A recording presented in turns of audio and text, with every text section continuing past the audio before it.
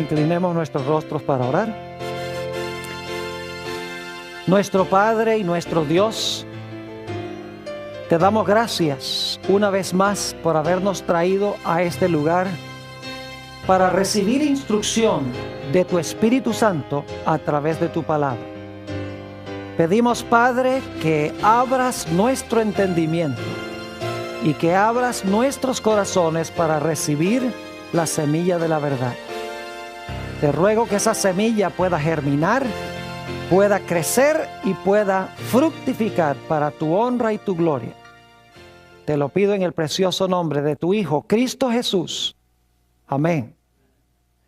Nuevamente quiero extenderle un saludo muy cordial a todos los que han venido aquí a nuestro tema de hoy. Y quiero también darle una bienvenida muy especial a todos los que nos están viendo por la pantalla de televisión vía satélite en diferentes partes del mundo. Estamos muy contentos de que hayan tomado el tiempo para ver esta presentación que se titula Abraham y las promesas del pacto. Vamos a comenzar nuestro estudio en el libro de Génesis, el capítulo 1 y el versículo 26. Y luego vamos a leer el versículo 28. Génesis 1 y el versículo 26. Y hay 4 puntos que quiero subrayar en estos versículos. 4 puntos. Hay más, pero esos son los que quiero recalcar. Dice en Génesis, el capítulo 1 y el versículo 26.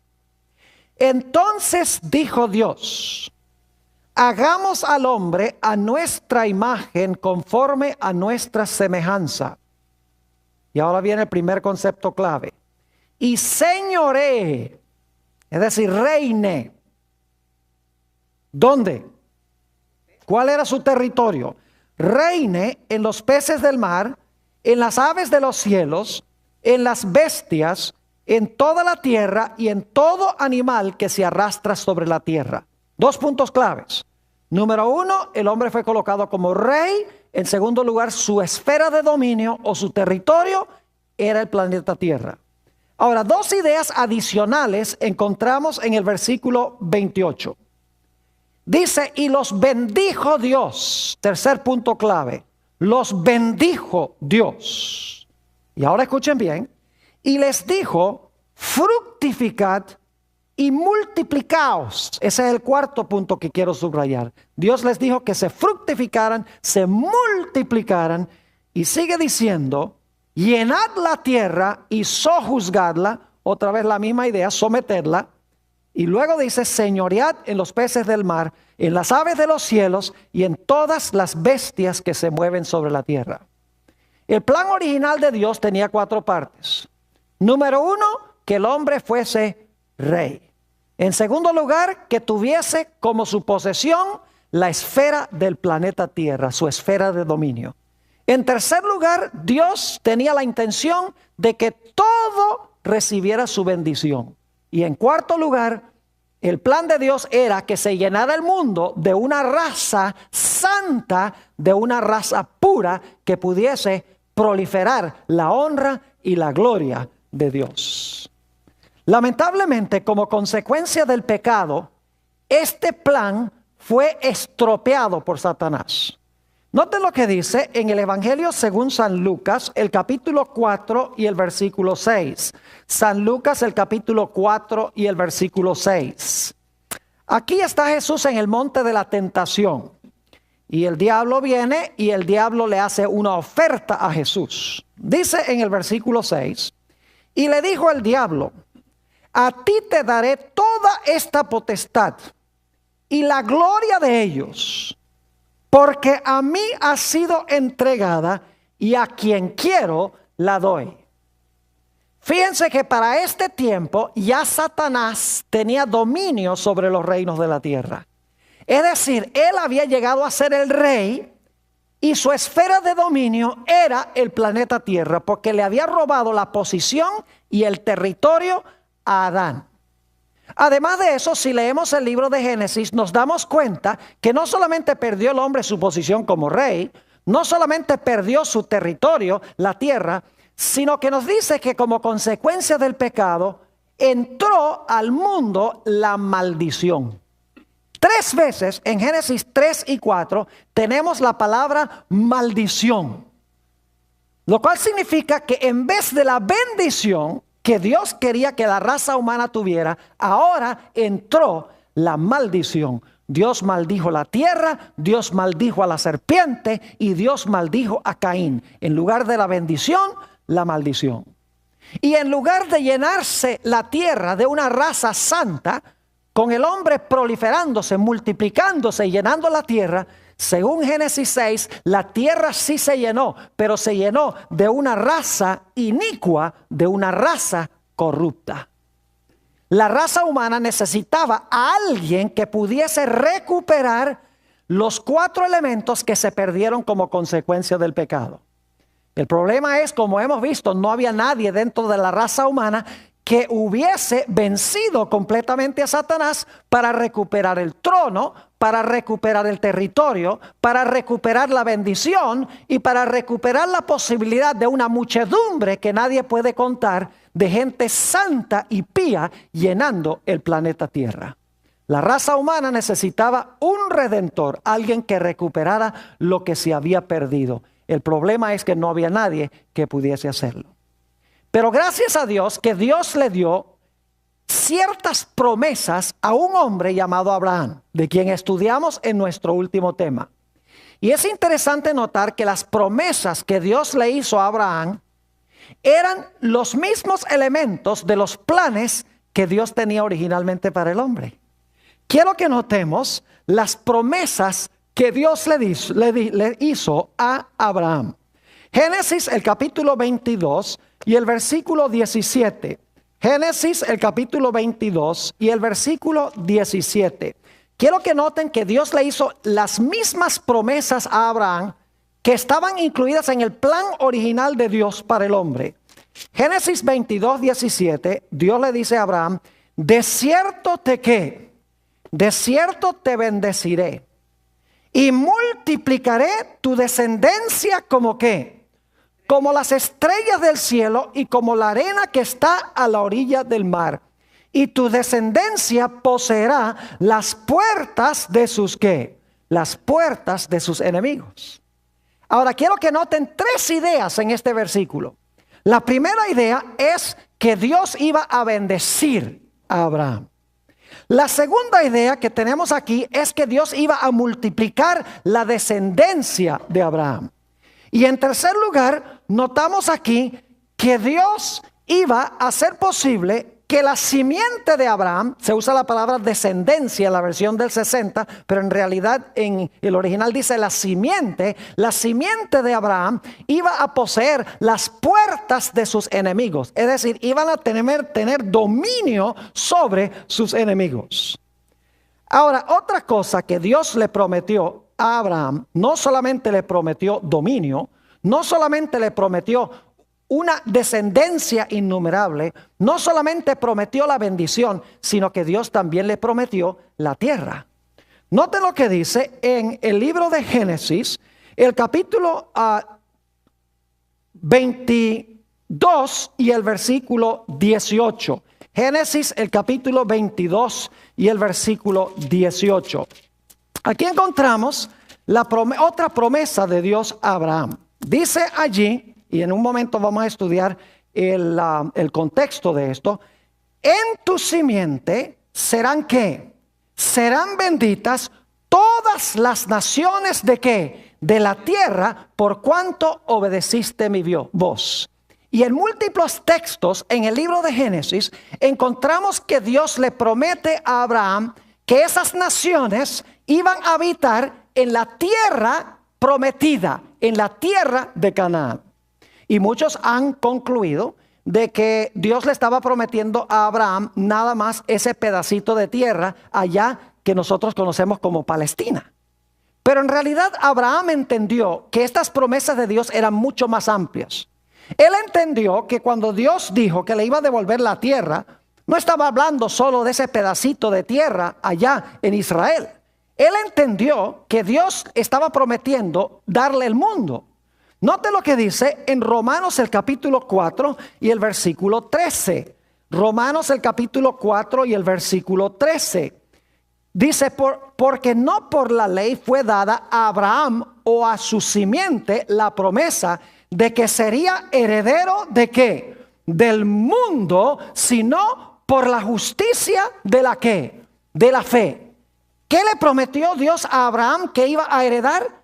No la tierrita allá en Canaán, sino que iba a heredar ¿qué cosa? El mundo, según dice este texto. También en Hebreos 11 y el versículo 10 y el versículo 16 encontramos esta misma idea.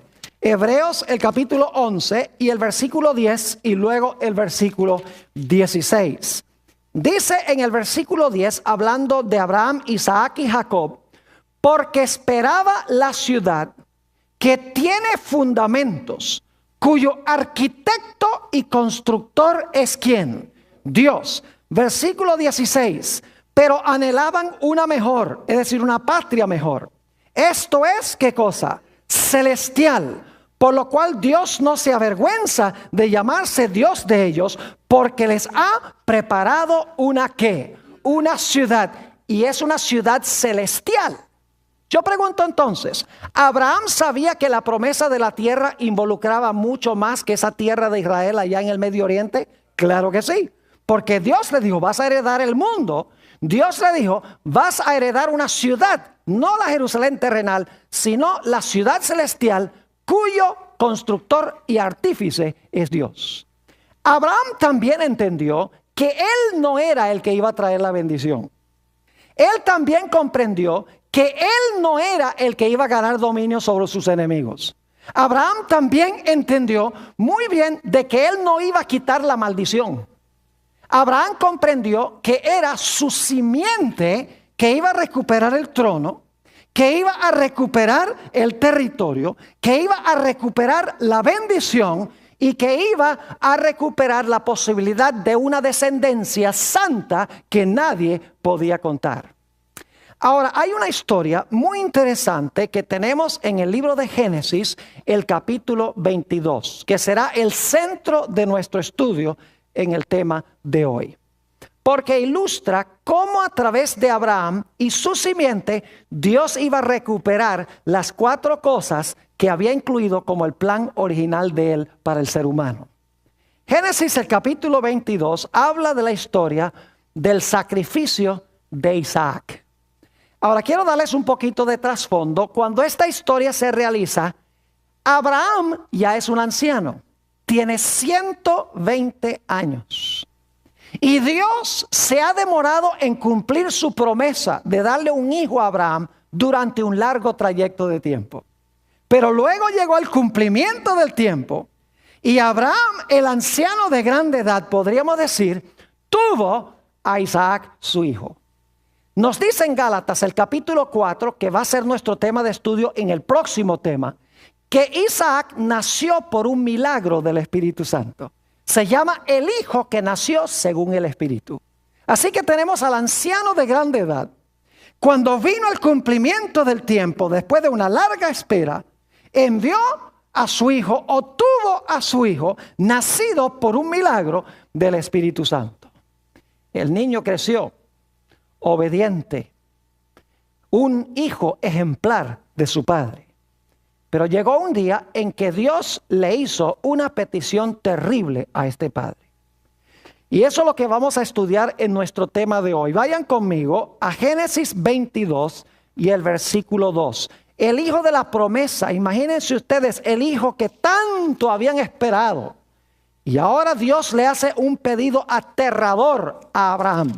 Dice en el capítulo 22 y el versículo 1, por el contexto, dice, aconteció después de estas cosas, que probó Dios a Abraham y le dijo, Abraham, y él respondió, heme aquí.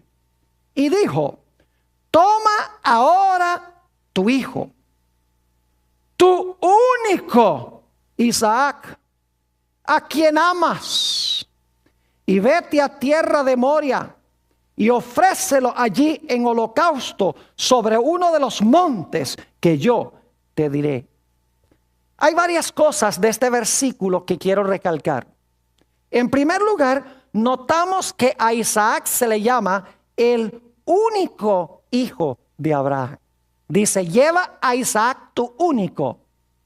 Lo interesante es que Isaac no era el único hijo de Abraham, porque Abraham tenía otro hijo que se llamaba Ismael. La palabra único que se usa aquí es la palabra hebrea yashid, que no significa único en términos numéricos, sino que significa tu hijo especial, el hijo único en su género.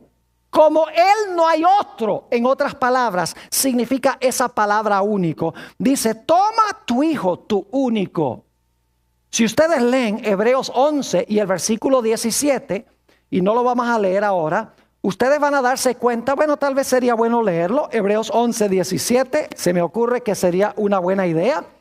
Hebreos 11 y el versículo 17 nos dice algo muy interesante en cuanto a Isaac.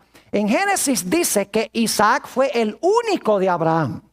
Ahora note lo que dice Hebreos 11 y el versículo 17, hablando de este hijo de Abraham. Dice, por la fe Abraham, cuando fue probado, ofreció a Isaac. Y el que había recibido las promesas, ofrecía a su ¿qué? A su unigénito. ¿Cómo se le llama a Isaac? El unigénito hijo. Ahora, esa no es la mejor traducción. Una mejor traducción sería, pues la palabra griega, monogenes, significa también único en su género.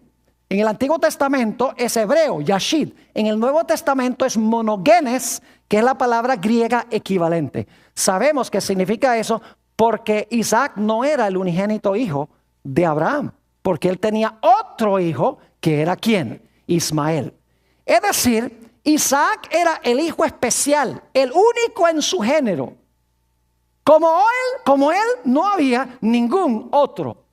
Y Dios dice ahí en Génesis 22 y el versículo 2, y también lo repite en el versículo 12 y el versículo 16, dice, toma tu hijo especial, a quien atesoras, a quien amas, dice 3 veces. Allí dice que Isaac es el hijo amado.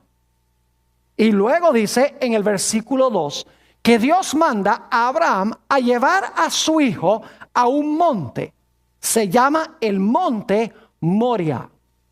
Ahora lo interesante es que el monte Moria, si uno mira un mapa de la tierra de Israel, quedaba a 75 kilómetros de Beerseba, a donde vivía Abraham en ese tiempo. Es decir, tenían que viajar 75 kilómetros desde la casa a donde iba a ser sacrificado Isaac. Lo interesante es que el versículo 2 nos dice que Abraham, cuando llegara allí, tenía que ofrecer a Isaac como holocausto. Ahora, esa palabra es muy interesante. Se usa en el sistema del santuario del Antiguo Testamento para describir la ofrenda por el pecado. Note lo que dice Levítico, el capítulo 1 y los versículos 3 y 4. Levítico capítulo 1 y el versículo 3 y 4. Debo decirles que habían algunos sacrificios que tenían el propósito de que el que sacrificaba estaba dando gracias a Dios. No tenían una relación directamente con el pecado, con la expiación del pecado. Pero el holocausto, la palabra que se usa aquí, era un sacrificio por el pecado. Dice en Levítico, el capítulo 1 y el versículo 3 y 4, lo siguiente. Si su ofrenda fuere holocausto vacuno, macho sin defecto lo ofrecerá. De su voluntad lo ofrecerá a la puerta del tabernáculo de reunión delante de Jehová. Y pondrá su mano sobre la cabeza del holocausto y será aceptado ¿para qué? Para expiación suya. Es decir, era un sacrificio que tenía como propósito expiar el pecado. Es decir, Dios le estaba diciendo a Abraham, lleva a tu hijo único y especial, que no hay otro como él, el hijo a quien tú amas, el hijo amado, llévalo 75 kilómetros al monte Moria y quiero que me lo ofrezcas como un sacrificio por el pecado. Un mandato supremamente extraño. Ahora necesitamos decir algo en cuanto al Monte Moria. Era un lugar muy especial el Monte Moria. Vayan conmigo a Primera de Crónicas 21 y el versículo 18 y 26. Primera de Crónicas, el capítulo 21, y vamos a leer los versículos 18 y 26. Aquí habla de un sacrificio que hizo David y quiero que noten a dónde fue que sacrificó David. Dice, y el ángel de Jehová ordenó a Gad que diese a David que subiese y construyese un altar, ¿a dónde? En la era de Ornán Jebuseo. ¿A dónde debía David hacer el sacrificio? En la era de Ornán Jebuseo. Noten el versículo 26. David obedeció. Dice, y edificó allí David un altar a Jehová, en el que ofreció, ¿qué cosa? Holocaustos. Es la misma palabra de Génesis 22. Holocaustos y ofrendas de paz. E invocó a Jehová, quien le respondió por fuego desde los cielos en el altar del holocausto. ¿A dónde construyó David el altar a donde ofreció el holocausto? En la era de Ornán Jebuseo. Y ustedes dicen, ¿y eso por qué tiene tanta importancia? ¿Saben por qué? Porque ese fue el preciso lugar a donde más adelante se construyó el templo de Salomón. En el monte Moria. Porque la era de Onán quedaba allí en el monte Moria. Vamos a anotarlo en Segunda de Crónicas 3 y el versículo 1. Segunda de Crónicas, el capítulo 3 y el versículo 1. Muy interesante el lugar a donde Dios mandó que se sacrificara a Isaac. Dice en el versículo 3, versículo 1 del capítulo 3, comenzó Salomón a edificar la casa de Jehová en Jerusalén. ¿A dónde? En el monte Moria, que había sido mostrado a David su padre, en el lugar que David había preparado en la era de Ornán Jebuseo. ¿A dónde fue que se construyó el templo de Salomón? ¿A donde se iban a ofrecer más adelante sacrificios? En el preciso lugar a donde se había ofrecido el sacrificio originalmente, a donde Abraham llevó a Isaac. Allí se construyó el templo de Salomón, a donde se hacían los sacrificios que representaban a Jesús, el Salvador del mundo. Ahora necesitamos continuar la historia. Vayan conmigo a Génesis 22 de nuevo y notemos algunos detalles más que encontramos en esta historia. Génesis el capítulo 22 y vamos a leer el versículo 3. Y Abraham se levantó muy de mañana y enalbardó su asno y tomó consigo 2 siervos suyos y a Isaac su hijo. Y cortó leña para el holocausto, ahí está otra vez la palabra, y se levantó y fue al lugar que Dios le dio. Y ahora escuchen con cuidado. Al tercer día, alzó Abraham sus ojos y vio el lugar que, y vio el lugar de lejos.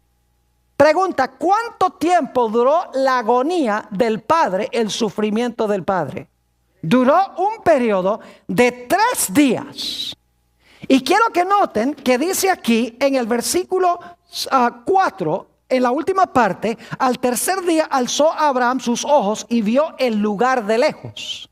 Y luego dice en el versículo 5, entonces dijo Abraham a sus siervos, esperad aquí con el asno, y yo y el muchacho iremos hasta allí y adoraremos y volveremos a vosotros. Es decir, los que acompañaban a Abraham vieron el lugar de ¿qué?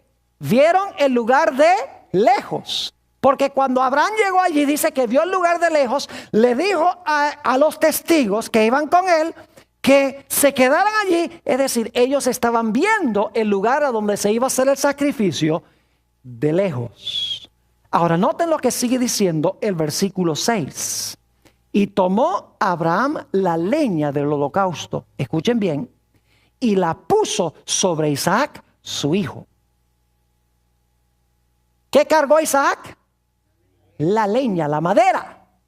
¿Quién puso la madera sobre él? Su propio padre. Quiero que note lo que dice la última parte del versículo. Y él tomó en su mano el fuego y el cuchillo, y fueron ambos, ¿qué? Juntos. ¿Quién llevaba los instrumentos de castigo? Abraham. Pero ¿quién cargaba la madera? Isaac. El madero colocado sobre Isaac, en otras palabras. Luego llegan al lugar especial, el versículo 7. Entonces habló Isaac a Abraham su padre y dijo: Padre mío. Escuchen la intimidad que tenía el hijo con el padre. Dice: Padre mío. Y él respondió: heme aquí, mi hijo. Y él dijo: he aquí el fuego y la leña. Mas ¿dónde está el cordero para el holocausto? Es decir, ¿dónde está el cordero que va a morir por el pecado? Yo no veo ningún cordero. Y noten la respuesta profética de Abraham, versículo 8. Y respondió Abraham: Dios se proveerá de cordero para el holocausto, hijo mío. E iban juntos. Interesante que Abraham dijera: Dios se va a proveer un cordero para el holocausto. Un cordero que va a morir por el pecado. No te preocupes, Isaac. Y llegaron al lugar del sacrificio. Note lo que dice el versículo 9. Y cuando llegaron al lugar que Dios le había dicho, edificó allí Abraham un altar. Este es un dato muy importante. Vamos a volver a él. Dice: edificó allí Abraham un altar y compuso la leña y ató a Isaac su hijo y lo puso en el altar sobre la leña. Pregunta: ¿podría Isaac haberse escapado de este viejo de 120 años? Claro que sí. Pero pregunto, ¿Isaac obedeció implícitamente a su padre? ¿Se colocó en sus manos para que el padre hiciera con él lo que le complacía? Exactamente. Permítame leerles una cita que encontramos en ese libro que me gusta tanto, Patriarcas y Profetas, la página 149. La autora dice esto: con terror y asombro, Isaac se enteró de su destino, pero no ofreció resistencia. Habría podido escapar a esta suerte si hubiera querido. El anciano, agobiado de dolor, cansado por la lucha de aquellos 3 días terribles, no habría podido oponerse a la voluntad del joven vigoroso. Pero desde la niñez se le había enseñado a Isaac a obedecer pronta y confiadamente. Y cuando el propósito de Dios le fue manifestado, lo aceptó con sumisión voluntaria. Es decir, este era el hijo obediente. El hijo que dijo: Padre, hágase conforme a tu voluntad. No que sea como yo quiero, sino como tú. Era obediente a su padre. Así que lo coloca sobre la leña. Fíjese que Isaac ahora es colocado sobre la leña. Y ahora el padre, que tiene el fuego y que tiene el cuchillo, va a ejecutar la sentencia de muerte contra su hijo por el holocausto, por el pecado. Dice en el capítulo 22 y el versículo 10 estas palabras muy significativas. Génesis, el capítulo 22 y el versículo 10, cuando llegó el momento crítico para que se realizara el sacrificio: y extendió Abraham su mano y tomó el cuchillo para degollar a su hijo. Esa palabra degollar, escuchen bien, la misma que se usaba para lo que se hacía con el cordero. Es decir, ¿qué iba a hacer? Le iba a cortar la ¿qué? La garganta, como se hacía con los corderos. Y cuando Abraham levantó el cuchillo para hacer esto, el ángel de Jehová, la voz del ángel de Jehová lo detuvo. Versículo 11. Entonces el ángel de Jehová le dio voces desde el cielo y dijo: Abraham, Abraham. Y él respondió: heme aquí. Y dijo: no extiendas tu mano sobre el muchacho, ni le hagas nada, porque yo conozco que temes a Dios, por cuanto no me rehusaste tu hijo. ¿Tu qué? Tu hijo, tu único. Ahora escuchen lo que les voy a decir. Abraham, según esta historia, levantó un altar y colocó a Isaac sobre el altar e invocó el nombre de Jehová.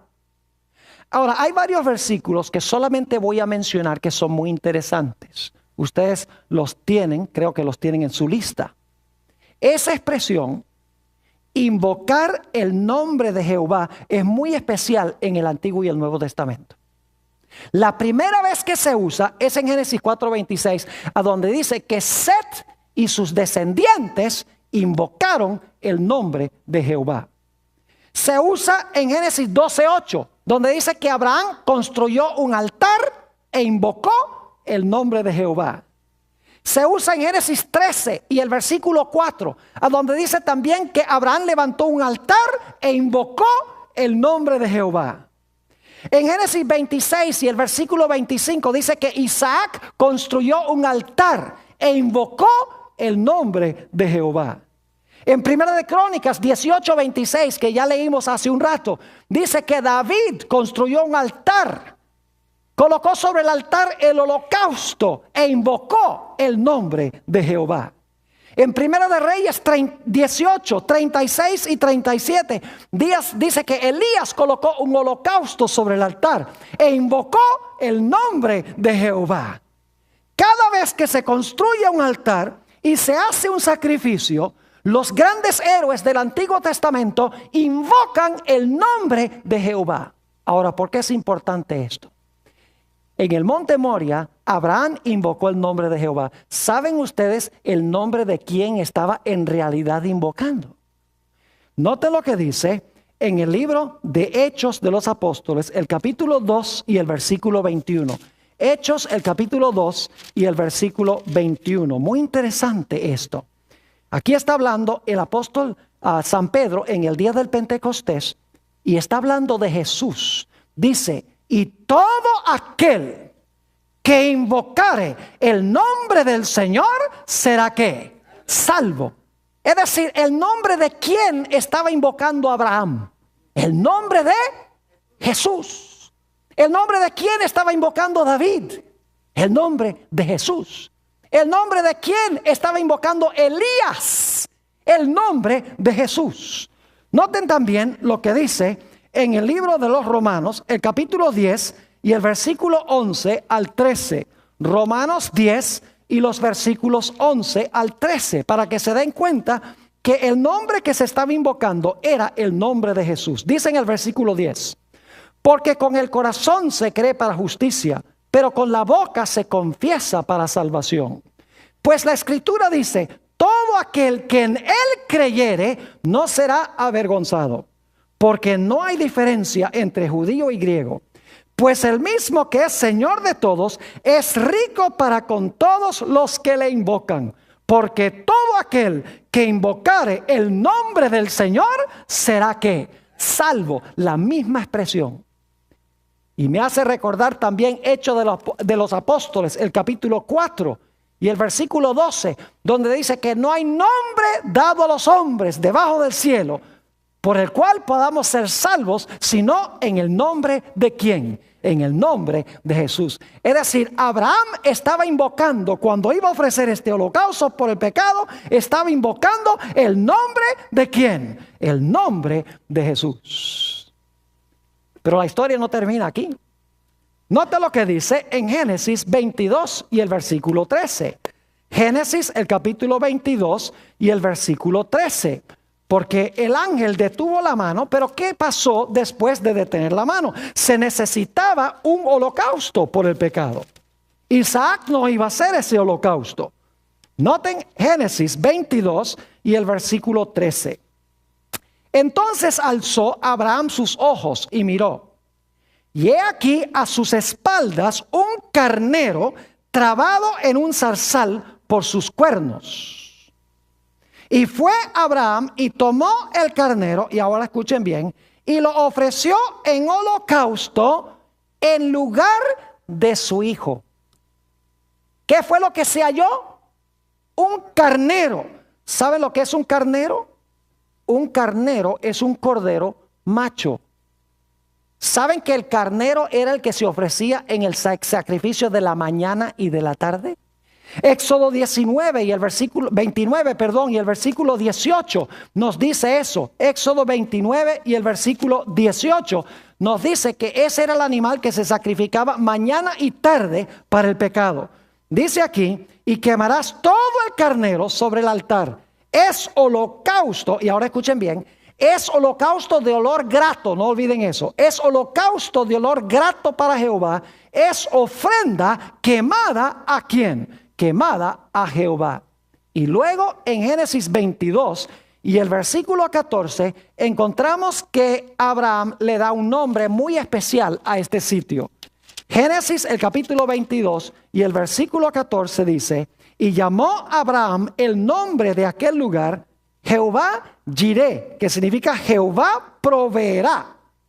Por tanto se dice hoy, en el monte de Jehová será que, en el monte de Jehová será provisto.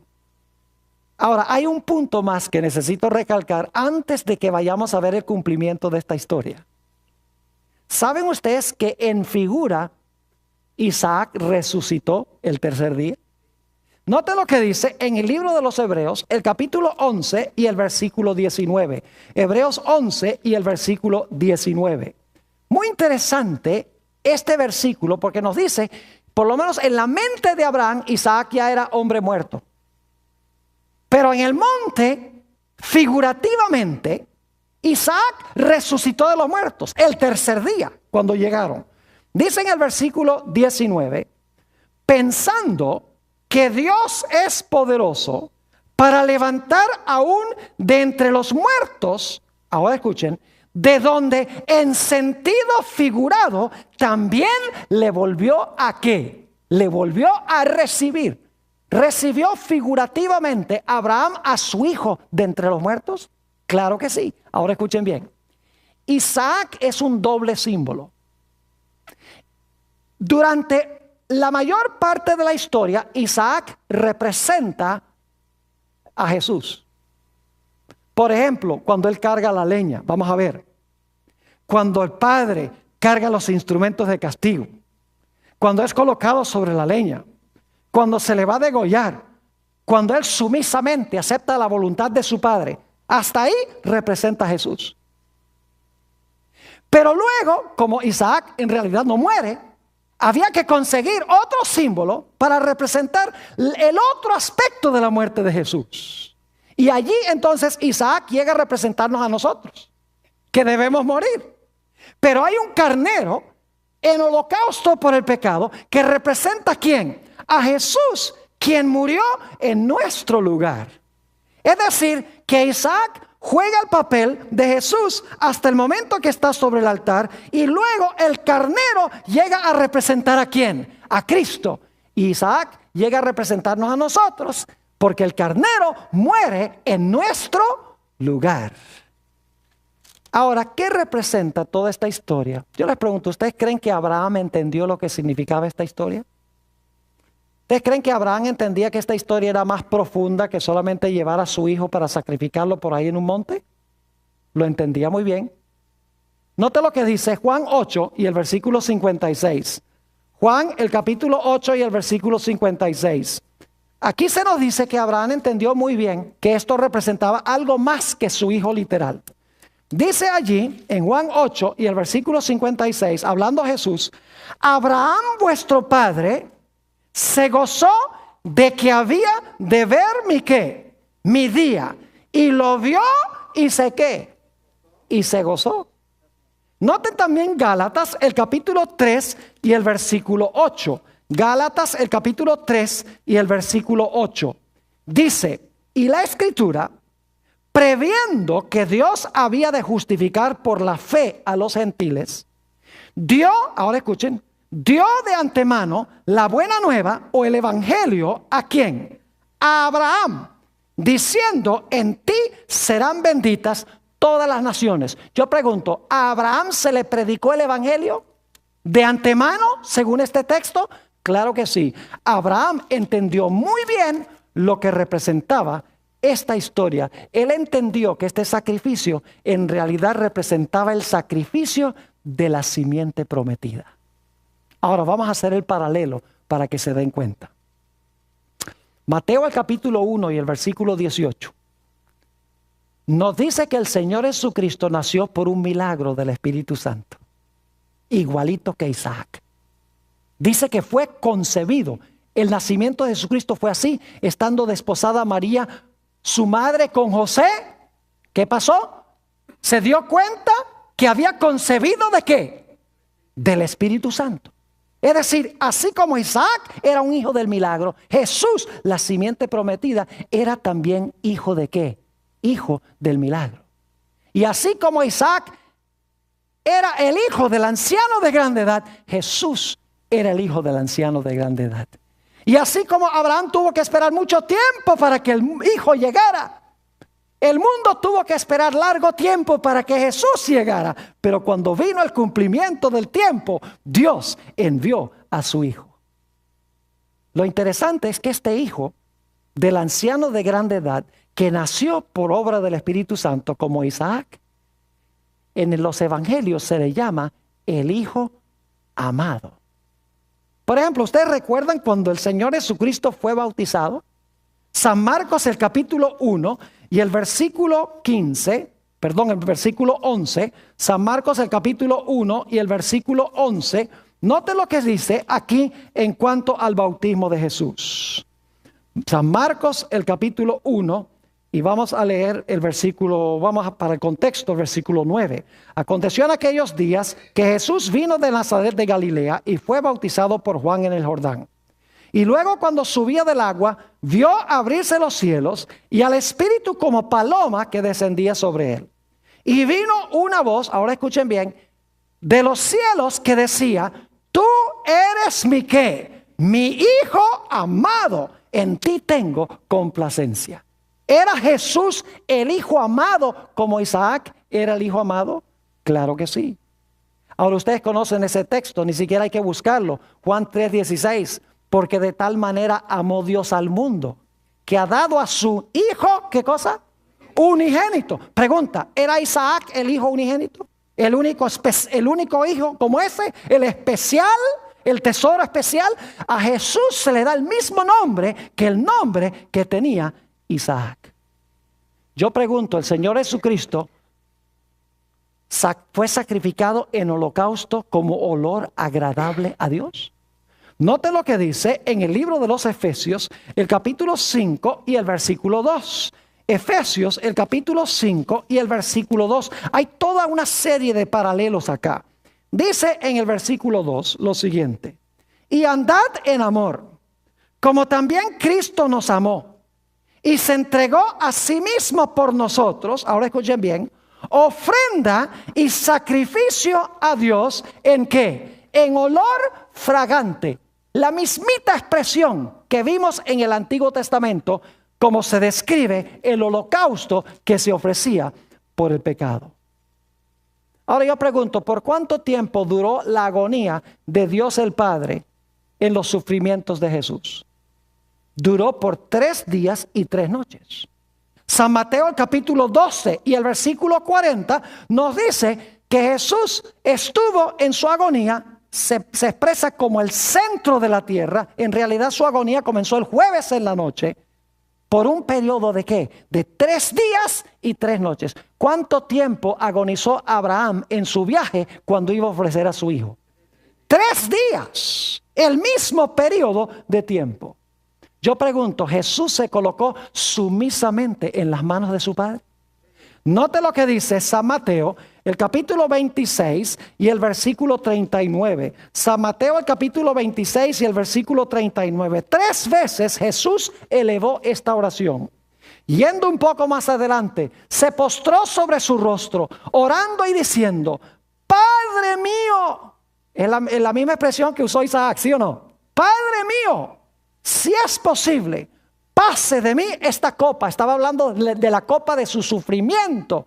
de la copa de la ira de Dios. Dice, pero no sea como yo quiero, sino como tú. Se colocó Jesús sumisamente en las manos de su Padre para que su Padre hiciese como Él quería con Él. Claro que sí. Ahora, ¿ustedes recuerdan que había testigos que vieron de lejos? Note lo que dice en San Marcos 15 y el versículo 40. San Marcos, el capítulo 15 y el versículo 40. Muy interesante, casi la expresión idéntica se usa para hablar de las mujeres que veían los sufrimientos de Jesús. Dice aquí, también había algunas mujeres. ¿Y luego qué dice? Mirando de lejos, entre las cuales estaban María Magdalena, María la madre de Jacobo el menor y de José y Salomé. ¿Había testigos mirando de lejos? La mismita expresión que vimos en Génesis, el capítulo 22. Yo pregunto, ¿quién llevó el madero? ¿Jesús cargó el madero? ¿Cargó la madera? ¿Sobre el cual fue colocado? ¿Sobre la cual fue colocado? Claro que sí. Note lo que dice San Juan 19 y el versículo 17. San Juan 19 y el versículo 17. Tenemos toda una tipología aquí en esta historia. Dios nos está tratando de decir que lo que le mostró a Abraham fue el evangelio de Jesús. Abraham entendió que toda esta historia era una ilustración de Cristo, el que iba a recuperar lo que el hombre perdió originalmente, las 4 cosas del plan original de Dios. Dice en San Juan 19 y el versículo 17 lo siguiente: y él, cargando su ¿qué? Su cruz, salió al lugar llamado de la calavera, y en hebreo Gólgota. Y la Biblia dice que la cruz era un madero. ¿Quién cargó la madera? La madera la cargó Jesús. Pero yo pregunto, ¿quién llevaba los instrumentos de castigo? ¿El castigo de quién sufrió Jesús? Sufrió el castigo de su propio Padre. Note lo que dice Isaías 53 y el versículo 4 y 5. Isaías 53 y el versículo 4 y el versículo 5. Dice aquí: ciertamente llevó Él nuestras enfermedades y sufrió nuestros dolores. Y ahora escuchen: y nosotros le tuvimos por azotado, por herido ¿de quién? De Dios y abatido. ¿Quién lo hirió a Jesús? Su propio Padre. Lo mismo que iba a suceder ¿con quién? Con Isaac. Su propio padre lo iba a degollar. Versículo 5: mas Él herido fue por nuestras rebeliones, molido por nuestros pecados. El castigo de nuestra paz fue sobre Él, y por su llaga fuimos nosotros ¿qué? Curados. Yo pregunto, ¿Jesús sufrió en nuestro lugar?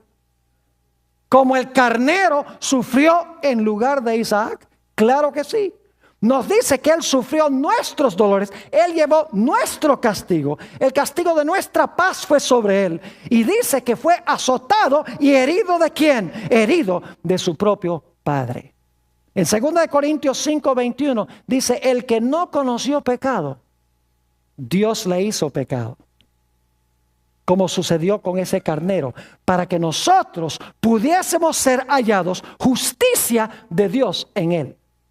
¿Qué día resucitó Isaac de los muertos en figura? Lo leímos en Hebreos 11:19. ¿Cuál día? El tercer día. ¿Qué día resucitó Jesús? Note lo que dice 1 Corintios 15 y el versículo 3 y 4. 1 Corintios, el capítulo 15 y el versículo 3 y el versículo 4. ¿Qué tipología tan interesante esta? Dice en el versículo 3: porque primeramente os he enseñado lo que asimismo recibí. Y luego dice que Cristo murió por nuestros pecados conforme a las Escrituras, y que fue sepultado y que resucitó ¿cuándo? Al tercer día conforme a las Escrituras. ¿De dónde creen ustedes que viene esa referencia de las Escrituras que iba a resucitar el tercer día? Dice conforme a las Escrituras del Antiguo Testamento. Tiene que ser la historia de Génesis 22. Porque ahí dice que figurativamente Isaac ¿qué? Isaac resucitó de los muertos. Note lo que dice Romanos 8 y el versículo 32. Romanos el capítulo 8 y 32. Aquí nos dice que como Abraham levantó su mano contra su propio hijo, Jesús también lo hizo para nuestro bien, para salvación nuestra. Dice en el versículo 32, el que no escatimó a su propio Hijo, sino que lo entregó por todos nosotros, ¿cómo no nos dará también con Él todas las cosas? Ahora yo pregunto, ¿quién es el centro de esta historia? ¿Abraham? ¿Isaac? No. El centro de esta historia es ¿quién? Es Cristo Jesús. Abraham entendió, vio el día de Jesús. Abraham entendió que la clave aquí era la simiente y no Israel ni él. Claro que sí. Abraham entendió que él no iba a traer la bendición. Abraham entendió que él no iba a recuperar el trono. Abraham entendía que él no iba a recuperar la tierra. Abraham entendía que de él no iba a venir una multitud de gente redimida, de gente santa que nadie puede contar. Él sabía que solamente él era el instrumento para traer al mundo, ¿a quién? Para traer al mundo el Mesías prometido. Note lo que dice Gálatas el capítulo 3 y el versículo 16 sobre esto. Gálatas el capítulo 3 y el versículo 16.